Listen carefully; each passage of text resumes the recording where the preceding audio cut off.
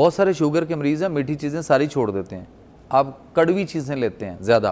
कड़वी चीज़ें खाने वाले भी तो है ना बेशुमार।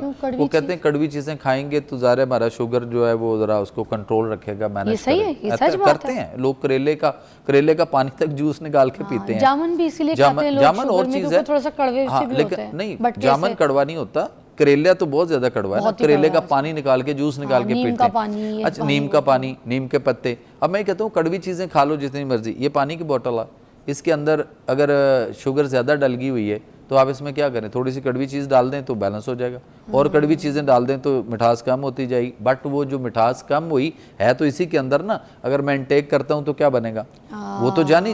अच्छा। दूसरी बात ये है कि अगर हम मीठी चीज़ें सारी छोड़ देते हैं तो जो भी कड़वी, नमकीन चीज़ें, तुर्श चीज़ें जो भी हम इनटेक कर रहे हैं, वो हमारे मैदे से खुराक जब जिगर में जानी है, उसने मेटाबोलाइज करना है, तो उसने उसको ग्लूकोज में कन्वर्ट करना ही करना है। वो खुद भी सलाहियत रखता है उसको ग्लूकोज में कन्वर्ट करने की। और दूसरी बात यह है कि गंदम जो है वो हाइब्रिड बीज होने के और उसके जो मसाइल आए, उसमें जो बायोलॉजिकल वॉर चल रही है इस वक्त जो हमारे खिलाफ इंसानों में बीमारियां बढ़ाने की और दवाइयां बेचने की, वो एक अपनी जगह पे कायम है। लेकिन अगर हम इसमें चोकर रखते तो वो जो आप 70% की या 60% की बात कर रहे थे उसमें उस चीज़ की, तो हमारा जो फाइबर था, जो हमारा चोकर था, वो किसने ख़त्म करवाया?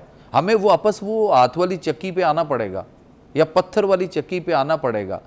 हम चाइना चक्की पे गए और वो उसमें जब डालते हैं गंदम तो वो इतना ब्रीक क्रश कर देती है। अब कभी छाना है आपने घर में आटा? उसमें तो छान ही कुछ नहीं होता, ऐसे ही होता है। और जब छान होता था तो उस वक्त भी किसी ने माइंड सेट किया हमारे बड़ों का, और उन्होंने कहा जी छाननी से इसको छानना है। छानते क्यों थे? वो इसलिए छानते थे कि आटे में सुसरी आ जाती थी, छोटे मोटे। अच्छा।